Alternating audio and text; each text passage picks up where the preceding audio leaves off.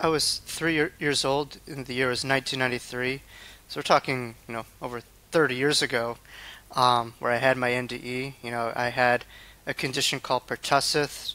I suffocated while going to a playground. I lost, all sense of my ability to breathe. And I climbed up into a ladder onto a slide, and my breath was totally gone, suffocated. Then I was, instead of being in my body, I was outside of my body. I was able to become aware of it. I saw all parts of my body just really shutting off, due to the deprivation of oxygen. And then the last part that I was aware of was my own brain, and my brain was, slowly shutting off due to, deprivation of oxygen. And then I just felt a large crack within my brain, and that's when, as the saying goes, my brain cracked open, and that's when the spirit realm, came in. And so this was quite profound, where I, experienced, I think there's many forms of near-death experience. For me, it was more of a mystical, euphoric NDE, where I encountered, my own spirit guides, angels. I had awareness of the creative force that, is bestowed in every living being, which some will refer to as God, or to me, it's just a centerpiece of creation where all of life itself stems from. I was able to see angels. I was aware of previous lifetimes, what I would be doing. I had premonitions of the future. And the near-death experience was certainly profound and had, an incredible impact on certainly my worldview and, many other people who hear my story or other encounters, certainly. You were 3 years old at the time, right? So a child is going into this spiritual realm, and what did you think was happening? Well, I'll start with that point. A child was going to the spirit realm. I think when many people hear my near-death experience, they'll say, "Oh, you were just 3 years old. What did you know?" And I'll say, well, most young kids, if you really look at it, they're more spiritually tuned in to the other side than a lot of adults. They're just coming from the other side. They're coming on the earth plane, so their connection, is many times much stronger, and it's a lot more pure. So in many ways, age, the way that we look at it, is much different. Where there's a soul age that many retain in their early years, and a soul recall of who they are, where they come from. So sometimes the younger are the older, and the older are the younger to a degree, from a soul's recollection perspective. But I would say is we are not any of this. When I saw myself going to the spirit realm, I wasn't just this 3-year-old kid. I saw myself as this eternal soul. And so I think that is a bit trippy for a lot of people to think that I am not my age, I am not my gender, I am not, any of these things. I experience these things. But, when you think of, for instance, reincarnation or past lives, you know, if all you are is just this body, then what, do those factor in? And, we've all lived countless lives and many genders and many roles, and this isn't the only act that we're playing. We've had a lot of acts before this, so we're all just, kind of actors on this theater of life within our given roles for given reasons. But certainly I learned that I was not my chronological age. I was able to experience myself, for who I was as an infinite eternal soul. So many other things I know within my second book, The Wisdom Jacob's Ladder. I really chronicle, a lot of the lessons. When you think of a ladder, you think of the rungs going up from it from the earth, up into the ethers. And the irony of my name being Jacob, is God's kind of sense of humor, but also the symmetry, how Jacob had a dream where he was running from his life from his brother Esau, and he had the dream of the angels going up and down the ladder in a place called Bethel, which translates to the house of God, the place that I've visited, in the Holy Land. But, I would say is that there's a lot, but A, we are not what we think. There's a lot of, as my teacher Suzanne Giesemann says, there's a lot of BS or belief systems that get in our own way, where we have this box of the identity, you want to call it the ego, and all that kind of gets in the way. But also, growing up in quite a, dogmatic religious household, I could say that God, it can't be found in the Bible, but God is also bigger than the Bible. And, there's a God that we all know that's not in the powers of, quote unquote holy people to tell us who God is, what God is about. We all have a connection to the divine. There's no VIP front row seat of those who, maintain a monopolization of it. And so that's kind of what, like Jesus referred to as when he said, the kingdom of heaven in me is in you too. And, certainly, I think we all have that doorway, to connect to it, but there's a lot of spiritual disempowerment and disempowerment in general. From day one, we're taught we are nothing. We, are associated with the chronological age of our body, and we're just said, hey, you're a blank canvas, nothing. Let me imprint my world on you instead of having, imprint, your world on us. And so I think a lot of people have been told, hey, each day you have to run away from that child. You have to grow up. You have to move far away from that little kid. But that little kid is, in many ways, who you are. And, your essence of who you came here. That pure, loving being of joy, of connection, of happiness. And somewhere down the road, that little kid had all these labels put on it, and it started to believe in, all these things. But came here from day one. No one said, oh, that person is too skinny. That person's too fat. That person's not smart enough. They're not making enough money. I don't like their car. Um, no, but all these things that we've been told are values, cultural myths, so to speak. We've been programmed to believe. So, in a long story short, we are much more than what we think. We are much more beautiful than we think.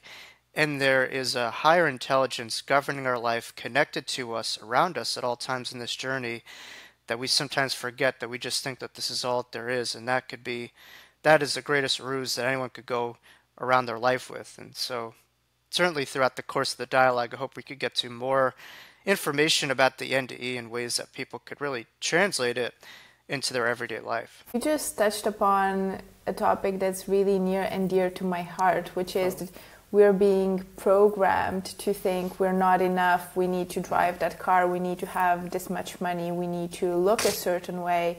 And so often, everything that happens just comes back as there's something wrong with me, right?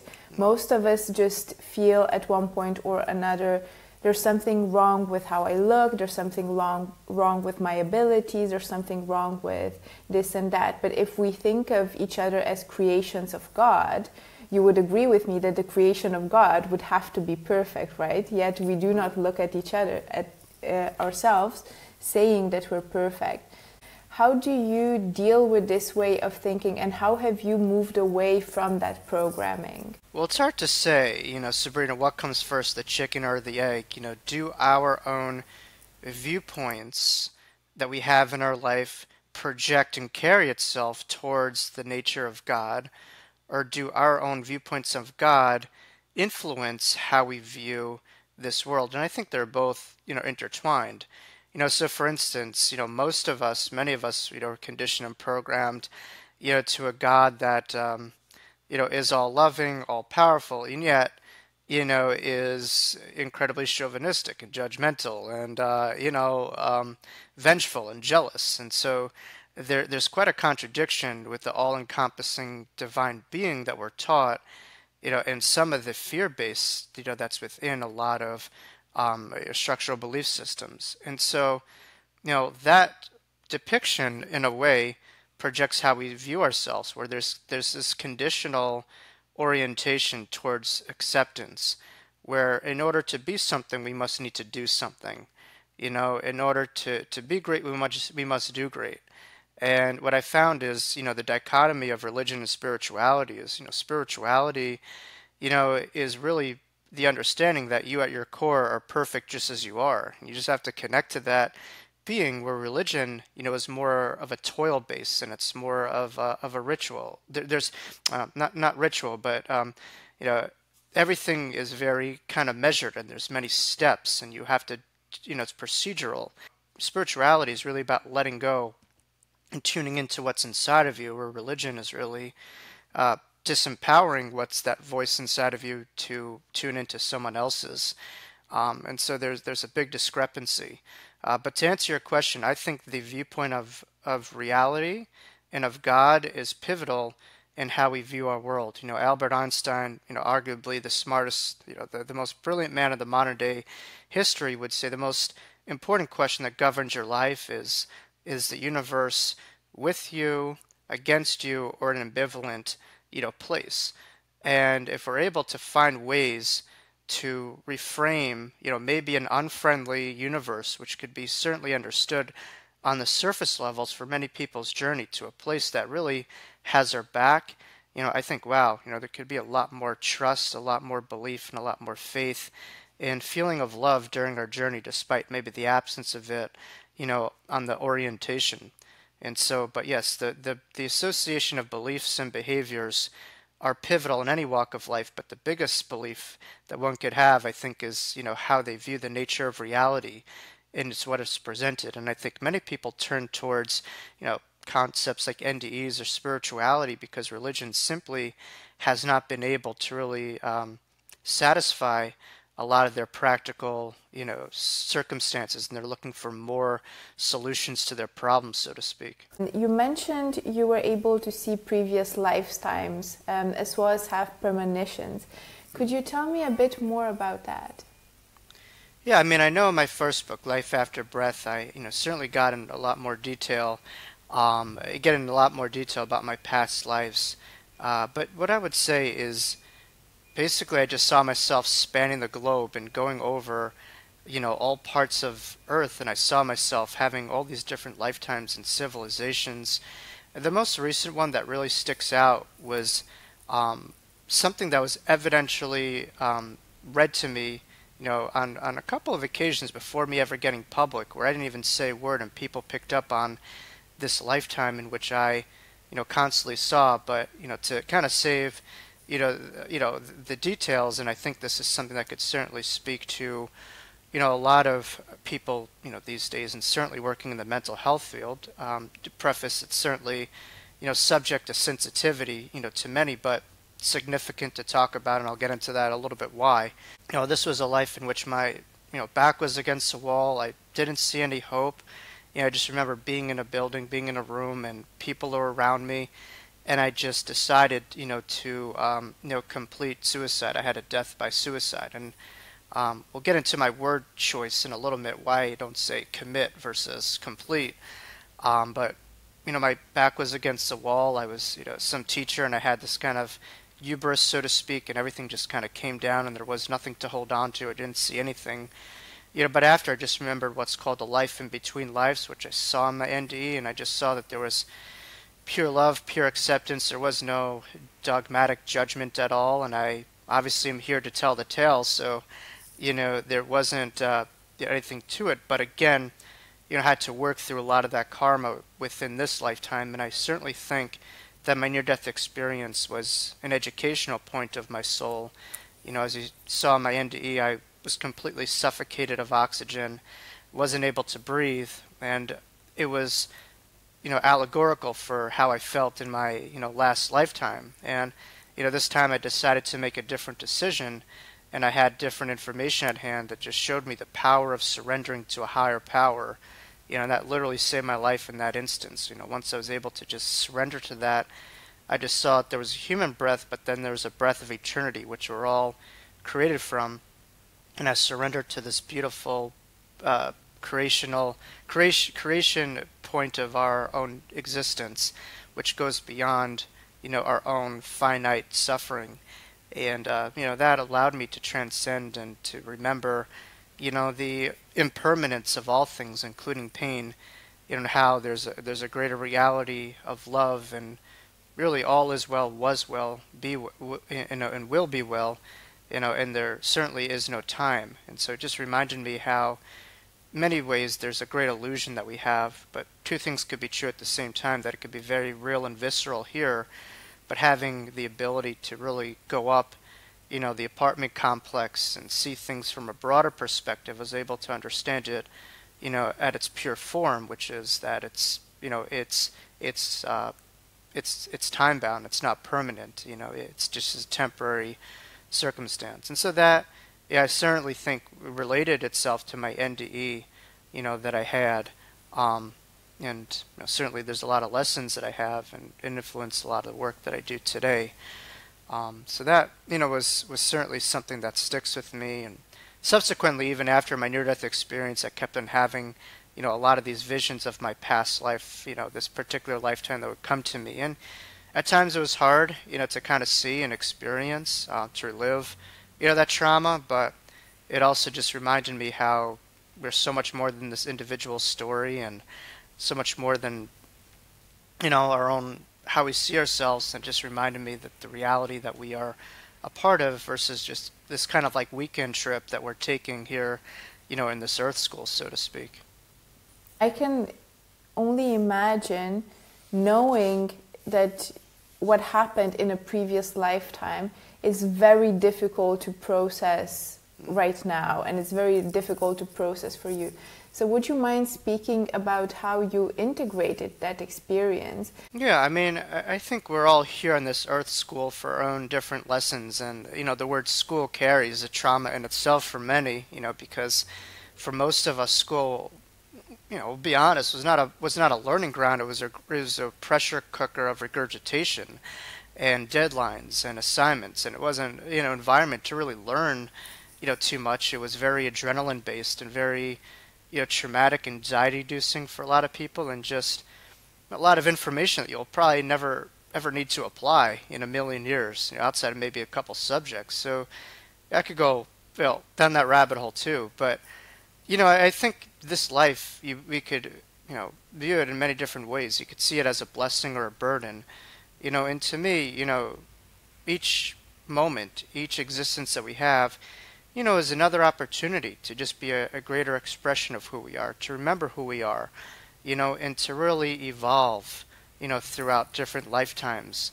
And I think certainly pain is one of those influential components, whether that's a past life or this lifetime, where we could look back on it, and if we're able to really harness that pain, it could really lead to a lot of growth, and evolution, and change. And so I think, look, when you go into a gym, you don't feel a little bit of resistance, your muscles aren't going to grow. And so within this life, without, any challenge, where, is a possibility of growth. And so there's nothing that says that you need to do anything, but the opportunity to truly transcend, pain is there certainly for many souls who come into this lifetime.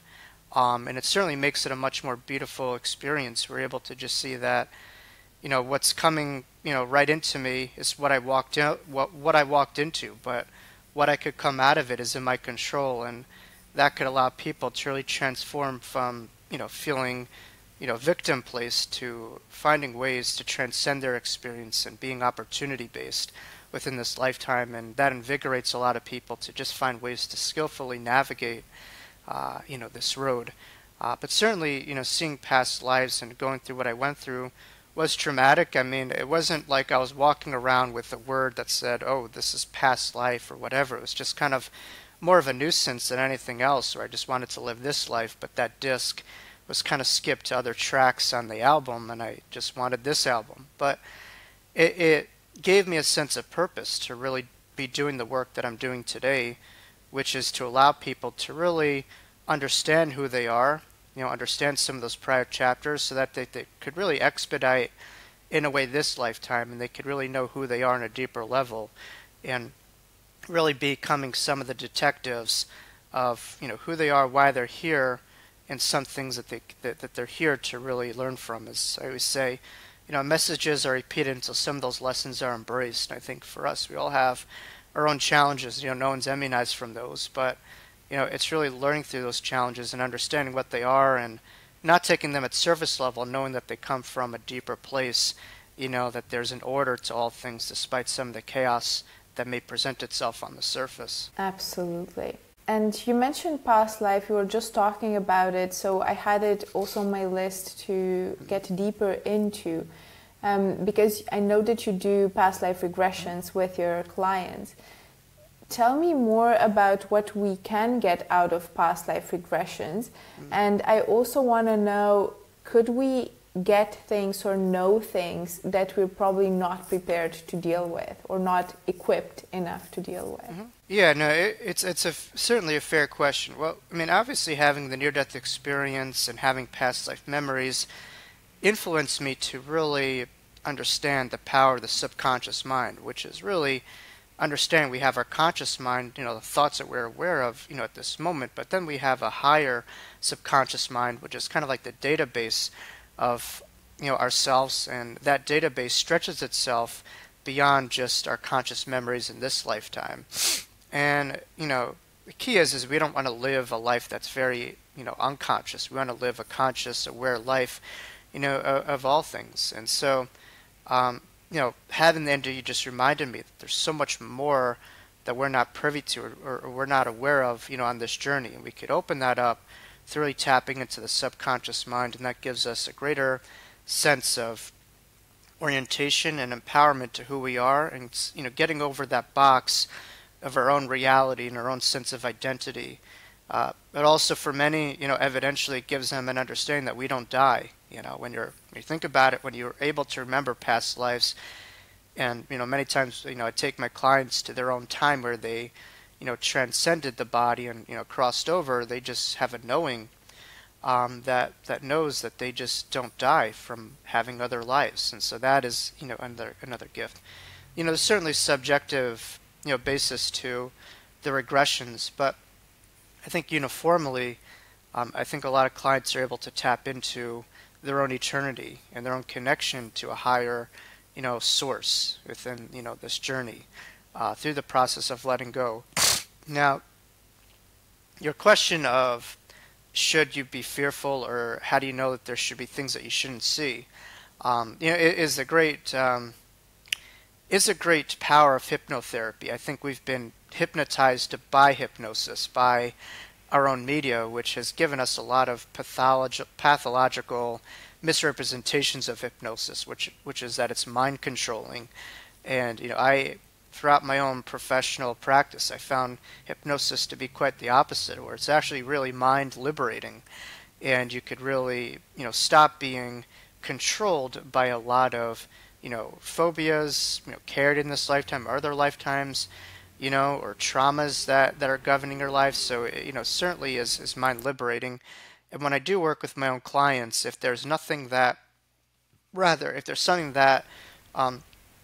they feel too afraid of, or it's not something that they're ready for, they have the power to stop themselves, along with their higher beings. So there's nothing that you really, won't allow yourself to do if you don't want it. You have the ultimate control within the sessions. So that's a real premise that I work for. And, certainly within this life, in other lives, within this life and within past life regression work, you're not being provided anything that you can't handle, long term. And, there's a trusting force in that. And it may feel short term, things could, certainly be, overwhelming, but I think long term, there's a trusting force that we have in past life regression where, maybe you might have that painful experience, but there's a short term and long term relationship with all of life where maybe there may be a spike in pain, but that's going to the wound, clearing it out, and you're able to really have a long term healing versus just ignoring, that issue and having that govern your lives and having more pain that's sustainable throughout a lifetime. And so, what I'll say is, whether it's mental health, whether it's hypnotherapy, it's not the absence of pain. I think a lot of people have a misunderstanding of it, but it's really being able to go there, with compassion, and the tools, to really speak to that point and not, run away from it, so to speak, or, be avoidant of that, circumstance. Absolutely. And I also tend to think with hypnotherapy and with past lives that I would assume you're going towards those lives or those moments that are important for you to know now. So I'm guessing there's a higher power that knows exactly what you need to work through and what to go towards. Oh, absolutely. With a lot of my clients, what we do is I give them like an analogy of a hallway, and I said, the room that your soul is most drawn to that speaks to this life, mostly, and they'll go to the doorway and they'll open up the doorway and, things will open up. So, yeah, I mean, it's not, for entertainment purposes. It's not for fantasy. When we do have, and some people come to it for that reason. And, I think that's that's cool and all, but it's not really what it's about. Past life regression, there's a therapeutic component to it where, there's a resonance, with what you're experiencing and how it translates to this lifetime, and so I always say, if there's not spirituality with practicality, it's just kind of fantasy. So you really want to find ways to translate. You climb the mountain, great. What are you going to do when you climb down? How's that going to translate when you, reach, the bottom of it? So that's with all, experiences that I feel, whether that's, NDEs, OBEs, past life memories, spiritual transformative experience. It's really, the meat on the bone, so to speak, that is most important. It's not just the narratives itself, but yeah. A lot of people will ask, let's say we cross over, right? And let's say, our loved one has a past life. When we cross over, not a past life, our loved one is reincarnated, rather. Are we able to connect with that loved one even if they reincarnated? Which is fascinating. So, for instance, our loved one crosses over, they reincarnate. Are we still able to have a reunion when we leave this world? And the answer is yes. Through a lot of mediums, evidential mediums that I worked with very closely, including organizations like the Forever Family Foundation, helping parents heal, I found that evidential mediums have given readings, many times throughout their experience where a loved one has reincarnated, but that ability to still connect, even through the medium, through that loved one's soul, is still there. And that just shows you that, and again, this is going to be very thought provocative, but our existence here isn't all that there is, as we know, and there's still a part of us that even lives on the other side. Who we are in this body is just a small fraction of who we are. We're connected, to the other side. So even if we reincarnate, and this is kind of trippy, a part of our soul is still, on the heavenly realm. And, a small fraction of who we are is here in this earthly realm, which is mind-boggling to think, because they're like, I'm in this body, I have this mind, whatever. But, for instance, when we go to sleep and we visit loved ones, we have these, powerful dreams, like, what is that? It's just kind of like getting into those deeper brainwave states and getting into the ultimate reality. And so when we use the word dream, who's to say that when we dream, that's the dream? Why not maybe that this is really the dream, and that is the ultimate reality? The higher consciousness is the ultimate reality. So, I think life is but a dream, really, in this reality, and it's not all that it appears. So that is something that certainly, something that I personally question myself, but through really researching a lot of this and talking to evidential mediums, it makes perfect sense, that we are, connected over there. And that's what NDEs teach us. It's, when I had my NDE, it wasn't like thousands of miles away. It was a familiar place of home that I always felt connected to. And it was a doorway at the innermost part of my own being. And so we're always connected, to heaven, even when we're on earth. And so we are all literal pieces of heaven, living our temporary lives here on this earth, connected, to over there still while we're here. And it made me immediately think of soulmates. So a lot of people say that's true and they believe there's somebody for everybody. A lot of people say that's not true. What's your take on soulmates and having twin flames? Yeah, I mean, it's an interesting concept.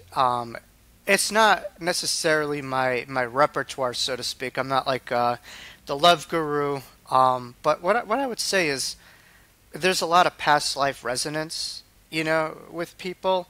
Soulmates aren't always, soulmates. Sometimes they could be cellmates, so to speak, where we're just kind of so familiarized with someone from other lifetimes that we continuously reenact, those same scenes that happened. And we're, if you look at this life, we're really gravitated to our own familiars, and sometimes our familiars could be, things that are not good for us. So sometimes soulmates is a misunderstanding where, yes, there's a familiarity, but sometimes that familiarity, isn't necessarily a good thing. So I think an evolved form of a soulmate is more of a kindred soul, where it's just you feel this connection. But I think sometimes there's a toxicity with soulmates where you have this familiar dynamic with them. Maybe you're not meant to continue this journey with them, but you continue to play out that roles, so to speak. But I think soulmates speak to a lot of past life stuff, and it's not always the road that you're meant to go down, so to speak. But the concept of twin flames, I don't, I think in a way we are all whole just as we are, and at the same time we're part of a greater collective energy. So I think in any relationship, it's not like two halves make a whole. I don't necessarily see that. I think we are perfect and whole just as we are, and we just experience someone within our lives who may help to take our lives to new levels. But on a spiritual perspective, we're perfect just as we are, and there's not like I don't see that there's a missing piece to kind of fill a void of an empty vacuum. And it's kind of like a lower frequency of spirituality, if you ask me, people who kind of focus on this, because it's very disempowering, and it's almost the stuff that we run away from to embrace spirituality. But again, we're drawn to our familiars, and again, twin flames is kind of like, hey, you're pathologized and someone else is here to complete you, or hey, you're half and you need that other half. And I think it's a bunch of nonsense, if you ask me. I think we don't have just one particular person that we could be with in this life, or just one chartered person. I think we could be with many people and find great experiences, with a lot of other people. Some may be, better fits certainly than others on our path. But that's my perspective on things. I'm one out of a billion people, but I don't buy into that stuff. It's not so much my thing, It's exactly my view as well, where I think it's awesome to have people along for the ride, but I do not believe in the idea that we are not complete unless we have that other half. There's like this big documentary about these cult leaders who had this cult about like twin flames or something like that. I think it was on like Hulu or Netflix or something like that. And you could see how if someone believes in this and then someone says, hey, I'm an intuitive, I'll find this, you're taking advantage of those who are vulnerable, those who are desperate. And I don't view if someone mentions that, I would just say kind of run, because I don't believe in those terms at all. I think at your core you're beautiful, you're perfect just as you are, and any venture that you delve into is not out of necessity, but rather just an experience on your journey that could potentially make it an even better ride. But it's not out of need, it's just an experience. And like we all agree, you're fine and perfect just as you are at your core. There's no one that could complete you. You have the ability to do that. And I met people with the most amazing, beautiful partners and beautiful dynamics as a therapist, and they felt lonely and incomplete. So I don't necessarily think life has to do with anything outside of you, but more of a relationship that you have with your innermost self. And once you're able to really improve that, then everything around you improves. For instance, I have this experience myself. Let's say I could go around and start to hear, music. And if I'm in a really good zone, that song will take on a whole new height.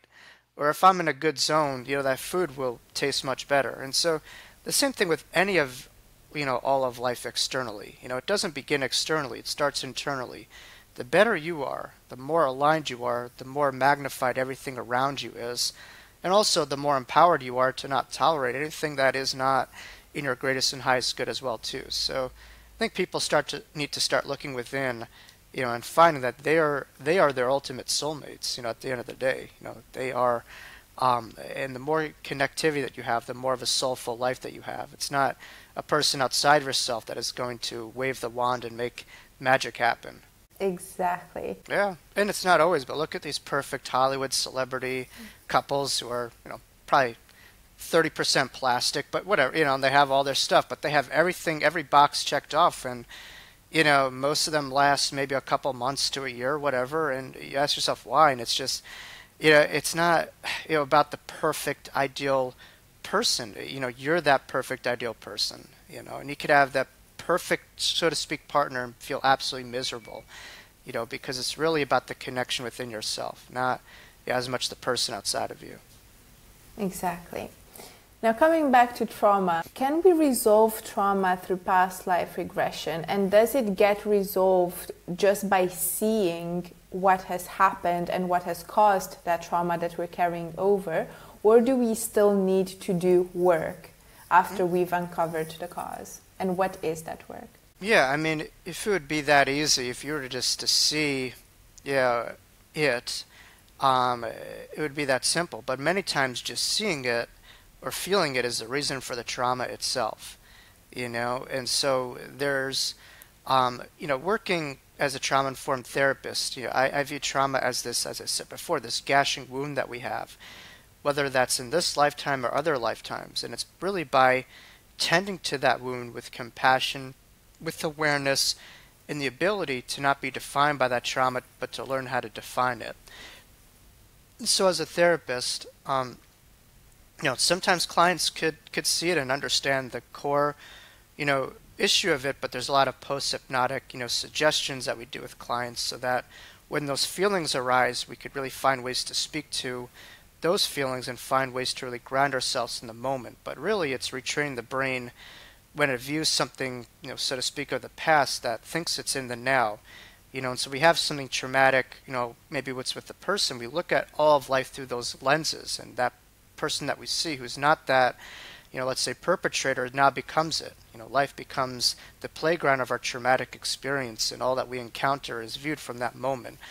Once we're able to differentiate, catch ourselves in the moment, and be objective about the moment versus carrying, that moment onto all moments of our life, is when we could have more liberation. And so whether it's mental health, whether that's past life regression, you have to kind of do that work to really have the healing. And with a lot of my clients, I do, things called what's called TFCBT, or trauma focused cognitive behavioral therapy, where, a big part of it is called narrative therapy. And a client, let's say, will have a storybook. And again, I use that term story because so many times traumatic experiences could define the stories of people's lives. And it's really being able to be empowered and recognizing, what happened, but also having a linearity to the experience. And so we'll start with the clients like, what was your life before that experience? Take me through it. And then when they're ready, we'll take them to kind of really give descriptives of what happened. This takes, a couple sessions really to get them, because it could be an overload on their system when they're able to kind of purge out, this trauma. And then afterwards, we'll have, them write down how they've been able to transcend this and being this hero of their own journey, so to speak, and seeing the possibility that they've worked through this and this has not defined them. And they've been able to show how they've really become, how trauma has been their own superpower, of their journeys. And so, trauma could certainly grip people. It could stifle us. It could, cause paralysis in a way. But when you're able to really see it as a potential superpower, and there's gifts beyond, any challenges that people could find, becomes an ability where people could observe their trauma and find ways to see it through a different lens versus absorbing, the circumstance itself and, having that define your life. And, for some, trauma will always, be there in a way, but if we're able to learn how to live with it, and if we're able to learn how to define it and have it not define us, much like, maybe discuss with grief work, we could really transcend those experiences. And you just mentioned grief work. What is the grief work that you do with clients? Yeah, I mean, it's different because, as a psychotherapist, my job is really to meet people where their feet are at. And so I'm not going to say, hey, you're going through grief. I had this near-death experiences, and that bypasses all the stuff that you're going through. And if you listen to my NDE, that's going to change everything. No, not at all. My job is really to take a lot of myself out of the equation and enter where their clients' feet are at. And at times there's a psychoeducation component, to work that you do as a therapist, or you have your own moments of self-disclosure. But it really is not about you. It really is about the clients. But certainly when they're at their level of, the potential openness to grief could be a great opener for a lot of clients to reevaluate this reality and to really explore, the afterlife and consciousness. And so certainly there's a big associative component with people who do have a belief or a knowing within their afterlife and how they're able to really work through, their own grief. And that's logical. For instance, let's just say, Uncle Joe dies and your viewpoint of Uncle Joe is that he's 6 feet under the ground. He's dead. That's it. There's nothing left. That could be a very morbid outlook. And I could understand how people could have tremendous grief and acute grief kind of come up in their lives. But all of a sudden, if there's a possibility that Uncle Joe isn't in that coffin, that he's around us, and that possibility turns into a knowing where you just have undeniable pieces of evidence to validate that, it doesn't bypass your own human part, but allows you to really transcend those emotions and have a different dynamic and a continual relationship with it. But I think the word itself influences our outlooks. I mean, if you look at Webster's dictionary, the word death just means a complete stoppage. And so for many people, that word itself influences our outlooks and behaviors on the afterlife. And, and so I think to answer your question, I think for clients, the human part is pivotal, to really allow yourself to feel. I think when you feel you can heal, to process what you're going through, to not bypass it, to learn self-compassion. But I think, the capacity for it to really transcend how you look at life is there. For instance, if we're very comfortable on this journey, we're not going to start to reevaluate where we are. But all of a sudden, when discomfort comes to, the surface, it's a segue to really reevaluate our lives. And certainly we could point to different crises of our lives that have taken ourselves out of that comfort zone, and all of a sudden we've been able to find ways to reevaluate the course.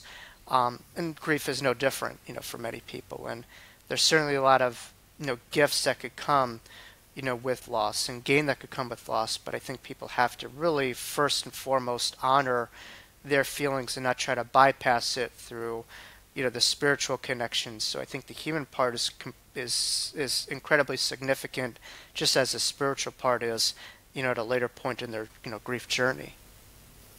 So when I think then about grief, in order to get to those blessings and those gifts that we can get out of grief, is it important to just deal with those feelings and sit with them and accept it? Or are there other components to that almost healing from grief part? Yeah, I mean, and I certainly encourage, a lot of clients to go to a website. I think it's called grief.org. It's by started an organization started by the Elizabeth Kubler-Ross, Foundation. Elizabeth Kubler-Ross worked very closely with near-death experience and people having, share deathbed visions and stuff like that. So she really had a very mystical component to her, but she was she really started the stages of grief that have been very commonly, there's been a lot of mainstream understanding of those stages, and she's been able to make grief a household name. Certainly loss has happened, throughout the centuries and thousands of years, but now for people to have an understanding of, oh, hey, I'm going through this right now, and that's just a grief response. And if you're able to name it, you could tame it, as they say. But I think really, David Kessler, who now, heads the Elizabeth Kubler-Ross Foundation, is someone that I certainly listen to a lot. He speaks of grief, like a river, and David, fortunately lost his son due to overdose, I believe, which is tragic, and that certainly influenced his path and his purpose, so to speak, from pain to purpose in a way. But I think there's no like magic pill to bypass it. But I think grief is kind of like a river, and if you're able to work through it, it could transcend tragedy, into meaning, and purpose in your life, and developing more compassion, potential empathy for the world around you, and more understanding for others on your journey. But certainly for a lot of people, it could develop a lot more meaning, within a certain point of their lives, and they're able to look at life through a deeper lens. But there's no like magic formula in handling grief, but certainly staying with your feelings is important. But I think also that last stage that David Kessler speaks of, where there's 5 stages of grief that we're familiar with, with denial, bargaining, anger, depression, and acceptance. And those could all have different orders. Usually acceptance is that last phase. But David speaks about the 6th stage of grief, which is meaning. And what does meaning mean? I mean, that could mean a whole plethora of things, but I think for you it's to understand the life that loved one lived. What did they mean to you? How did they influence you? And so many people, and I mentioned this at the grief retreat that I spoke at, they want evidential proof that their loved one goes on. And I think all that is great, having readings, and I've certainly seen the transformative component of that. It is huge, where you have that undeniable piece of evidence that your loved one goes on. But to have that undeniable piece of that loved one going on could also present itself in this life, and that really is finding meaning from that loved one and learning that how we could be the undeniable imprint that our loved one lived, and finding ways to honor that loved one, finding ways to really integrate the impact or the lessons or the essence of that loved one and continuing that loved one's journey on our path in this life. And that's how we could keep that connection forever. As I say, as long as they're in their minds and our hearts, they go on. And I think for us, finding ways to keep our loved ones eternal and finding our ways our loved ones to be a part of our journey is to honor them, is to find the meaning that they had towards us. And that's what I would say. And so for some people, it could be reenacting, things that our loved ones like to do, even if we don't like it. I had someone that I interviewed on my channel whose father was tragically killed in a motor vehicle accident. She later found her dad's bucket list, and it had a list of items in her dad's bucket list that didn't get finished. So she found that list, and she did all these, incredible things like meeting world leaders, skydiving, like all these things that her dad, wanted to do but couldn't do, or and also doing the things that her dad loved to do. So I would just say doing the things that our loved one can't do in this reality is how we keep them alive. Even if it's not so much your thing, it makes us closer to our loved ones. And so for myself, for instance, my grandfather loved fishing. I hate fishing, but I've been trying to kind of get by the water, and I have a friend of mine who has a boat and stuff like that, and I do it, and I just makes me feel closer to my grandfather figure. And I think that's hopefully what people can do, is really following through their footsteps and honoring through different rituals or practices or things that our loved ones did over here, to honor them, because as we live over here, we live over there in many ways too. And so some of the things that we are passionate about, and the people that we connect to in this lifetime, we continue over there. So the afterlife in many ways is a magnified mirror of this reality. Beautiful. Now, I also want to take a minute and think that you've had your NDE when you were really young, right? Mm-hmm. So that almost like pushed you into a life of being a bit more open spiritually, of looking for, traumas and dealing with the evidence that you've had of your past lives. So I think you grew up and had a life more influenced by spirituality than most of us would have. And I'm curious how that experience has translated into the work that you do today and the life that you lead today. Yeah. Well, I think there's a misunderstanding with a lot of near-death experiencers. It's almost kind of like we're these omnipotent beings that know everything, but also there's kind of like a sense of privilege that we have, or near-death experiencers have. And what people forget is, there's an incredible traumatic component, to a near-death experience with what you go through physically. And at least in my case, not all the time, but in my case, suffocating was incredibly traumatic. And, again, there was gifts beyond my trauma where it allowed me to understand layers of empathy and compassion, and being thoughtful and being aware of others' pain from going through it on my own. And that really gave me an influence with the work that I do, is to really be there with others from understanding it, to the fullest extent.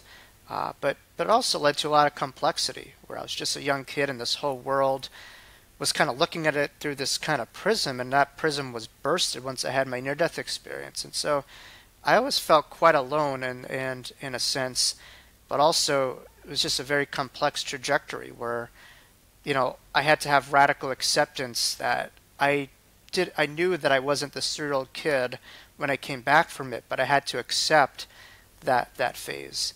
And at a certain point, but it was a struggle. And so it didn't immunize me from certainly a lot of struggle and a lot of pain and suffering post NDE.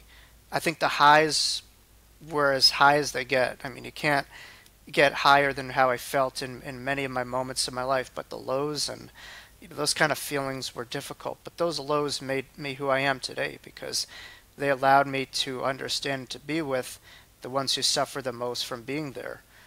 So I could have had this near-death experience and just took it to myself and say, wow, that's great. But I decided to take it and see that, hey, it was a moment where God or the spirit realm gave me another chance at this life. And so how could I not try to find God, but how could I try to embody God? So many people are trying to find God. There's not enough embodiment of it. And to me, the embodiment of God is really giving over life, connecting to it yourself and having that ripple effect to those, on your path and to allow them to be empowered to their own connection. And, I tried my best to give over everything that I had in my near-death experience, as a way of giving back the beautiful gift of life that I was given, in this near-death experience. And so that's what I really try to do within this lifetime. But yeah, the near-death experience informs almost everything that I do, in today's journey to lesser degree. It's just, I think there's givers and takers, and yes, to give you need to take, but some people they just take and take and take, and yeah, I think really it's through giving that we really receive, and the ultimate embodiment, of the divine, is to hear, is as Ram Dass would say, is to love, serve, and remember. And to connect to love, to serve others, and to remember who we are, who you are, who we are as well too. How can people find you and your work?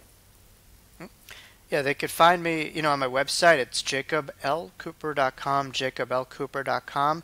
And there you could find, my 2 books, Life After Breath and The Wisdom of Jacob's Ladder, as well as on Amazon. I'm also on Facebook, and Instagram, TikTok as well, so it's Jacob Cooper LCSW. I have a podcast as well called The Wisdom of Jacob's Ladder on YouTube and many other platforms, so they can find me through there. And I try my best each day to find anything that catches my eye just to share on the platforms, as I firmly believe that inspiration is the oxygen of our times, and again, that's the oxygen that I was deprived of, and I try to give that over to other people who might feel out of sorts, out of connections. And so, spirit realm I find is just kind of like Wi-Fi. It's always there. We just need to connect to it, and then we could find our lives could take on, a whole different trajectory once we certainly connect. For anyone listening to this information, I hope it was helpful. I think people come to near-death experiencers many times because there's something familiar about what we're talking about. Otherwise, people wouldn't tune in the first place. And so I just want to make very clear that you don't have to have an NDE to remember your own eternity.